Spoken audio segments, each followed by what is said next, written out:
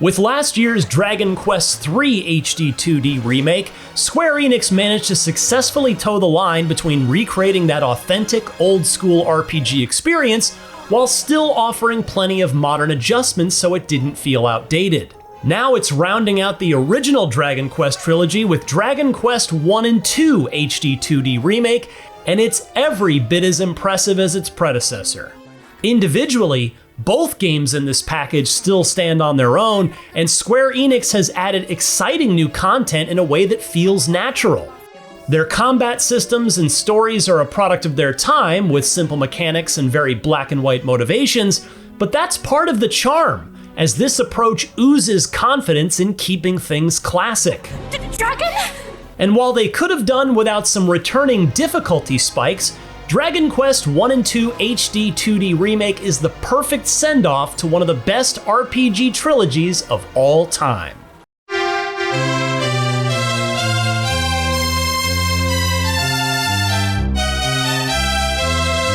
Like the Dragon Quest III remake, I and II remake uses Square Enix's signature HD-2D graphical style that combines expressive 2D characters with gorgeous 3D environments. It's the perfect fit that keeps a feeling of authenticity to its retro visuals, yet looks stunning in a modern setting. The various castles and dungeons have plenty of detail and lighting that makes exploration captivating, and the surrounding trees and bodies of water in the overworld invoke a sense of grand adventure. Attack animations have also been greatly improved. Characters can slice through enemies with a spell that conjures up a storm of beautifully crystalline icicles, or slam them with a dragon slash attack that shoots the blood-red aura of a drake upwards. It's a visual spectacle that still feels nostalgic and never gets old.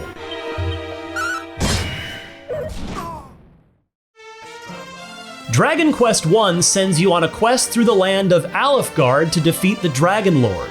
Given it helped pioneer the genre 40 years ago, this is a straightforward story about good versus evil, so don't go expecting plot twists left and right. We meet again, friend. A complex RPG story is compelling, but it's actually a nice change of pace to play one that doesn't ask you to sympathize with villains or deal with their emotional backstories.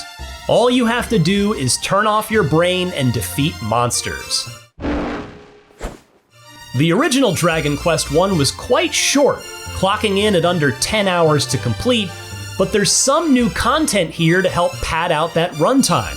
It's cleverly integrated too, as it relates to the events that the heroes of Dragon Quest II will encounter. Additionally, it helps expand on important characters that didn't have time to shine in the original, which adds even more world building to Dragon Quest I's lore. This only adds up to a few more hours of actual gameplay, but it's refreshing to play an RPG that doesn't take months to complete now and then. Your protagonist is a descendant of Edric, the hero from Dragon Quest III, and while he is silent, there's now a semblance of a personality to him thanks to the HD-2D art style. He's gullible, falling for a simple "look over there" trick in the very first dungeon, but he's also selfless. Although he doesn't say any words, his actions speak loudly, and his character sprite helps convey his traits convincingly. The nature of Dragon Quest I's battle system also means you'll be spending a lot of time with this lone hero. Combat is a simple affair where you and your enemies take turns making moves. You won't see modern mechanics like Persona's One More Turn system or Claire Obscure Expedition 33's real-time parrying. It's raw and unadulterated turn-based combat in its purest form, but that doesn't make it any less engaging.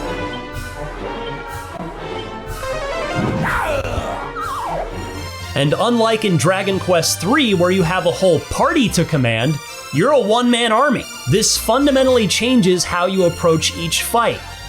Suddenly, non-damaging skills like Dodgy Dance, which increases evasion, become some of the most important in your toolkit.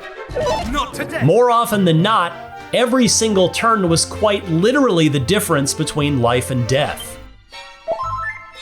With an entire party, you can get away with trying to steamroll through battles. One character can dish out all the damage while another could be put on strict healing duty. Here, however, you have to meticulously balance between offense and defense, adapting to every situation as the battle unfolds. Since it has random encounters, sometimes you're at the mercy of RNG. Sometimes you'll find yourself up against easier enemies, but others you'll face off against multiple powerful foes that could act twice per turn, potentially killing you before you even have a chance to move. Those fluctuating difficulty spikes can be frustrating. This is mitigated a bit by its generous autosave system, which activates after every successful battle. There's also the easy mode called Drakey Quest, returning from Dragon Quest III Remake, which offers an invincibility option. Despite its name, enemies can still hit quite hard in this mode, so it's nice that you can now toggle invincibility on and off in order to lower the difficulty without totally trivializing things.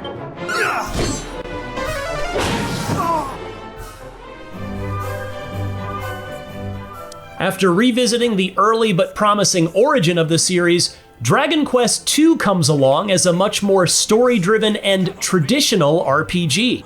It has a party-based approach to combat similar to Dragon Quest III. But while the latter has blank slate party members, the former has characters with vibrant personalities, which is a very welcome difference. Time waits for no man. The story follows four cousins who are all descendants of Dragon Quest I's protagonist as they rise to save the world from darkness once again. The increased focus on storytelling results in a beefier adventure, taking about 25 hours to finish the main story. As a direct sequel to Dragon Quest I, it also reuses the same overworld map and locations, but the order you visit places is entirely different, preventing it from feeling like a retread. The ship you use to travel that world can even go underwater now, which adds a whole new layer of exploration, new dungeons and post-game activities, and new story and side content that greatly extends the runtime. Although the main protagonist, the Prince of Maidenhall, is silent once again, that's balanced by how colorful your other three party members are. The Prince of Canuck is your typical naive and bright young boy who sometimes can't keep his mouth shut, leading to some humorous moments. He does indeed have a wife back home, does he not? A most handsome one, if I recall correctly. His sister, the Princess of Canuck, is loyal and level-headed, yet sometimes a bit mischievous. Her role has been greatly expanded in this remake too, becoming a full-fledged party member in a way that feels smooth and natural. Precisely. Do not forget that I am a scion of Erdrick too. Finally, the Princess of Moonbrook is impulsive, but it's warranted, given Dragon Quest II's story starts off with her kingdom being decimated by the main antagonist, Hargon.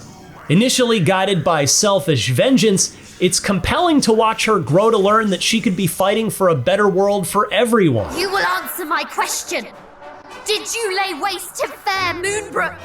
As opposed to Dragon Quest III, where you could customize your party to fill whatever combat roles you want, Dragon Quest II's characters have much more defined paths. The protagonist is a pure physical attacker, while the Princess of Moonbrook specializes in magic. The Canuck siblings are both jack-of-all-trade characters, but there's enough differentiation within their spells and abilities to make them feel distinct.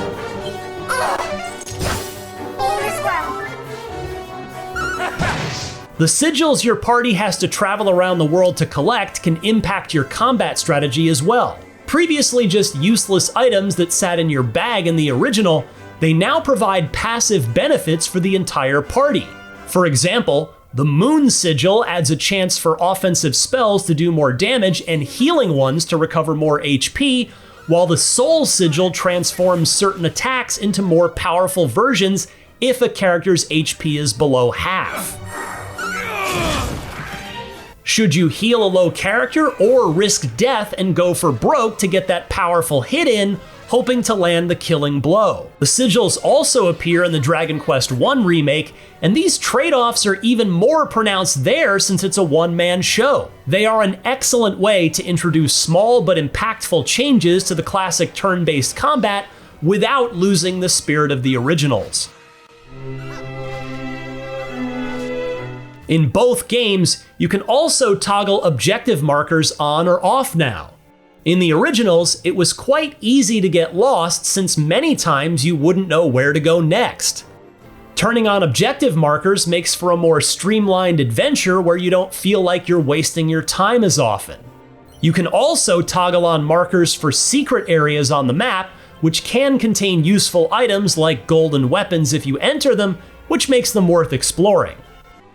It's really nice to have these markers available, but it's also great that you can turn them off if you want to preserve that old NES era approach to discovery.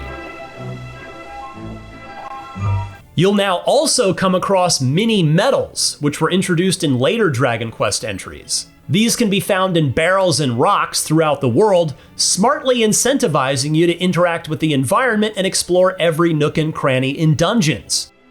Turning in the medals to a specific NPC rewards you with incredibly powerful weapons and equipment to help you along your journey, and every single stat increase matters as it can mean the difference between victory and defeat. Fiends! Protect the princess! Dragon Quest I and II HD-2D Remake beautifully concludes Square Enix's Remake trilogy. By using the iconic HD-2D style, it's able to recapture the retro magic of the originals while giving them a modern facelift.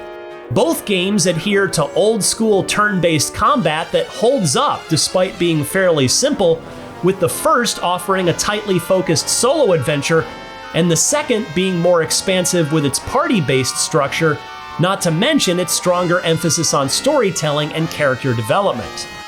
By including helpful quality of life features, Dragon Quest I and II feel approachable without losing that warm and fuzzy nostalgic feeling. And while it doesn't resolve some uneven difficulty woes, when taken alongside last year's Dragon Quest III HD-2D Remake, this collection stands as a heartfelt tribute to the origins of Dragon Quest's enduring RPG legacy. For more RPGs, check out our reviews of The Outer Worlds 2 or Pokemon Legends Z to A. And for everything else, stick with IGN.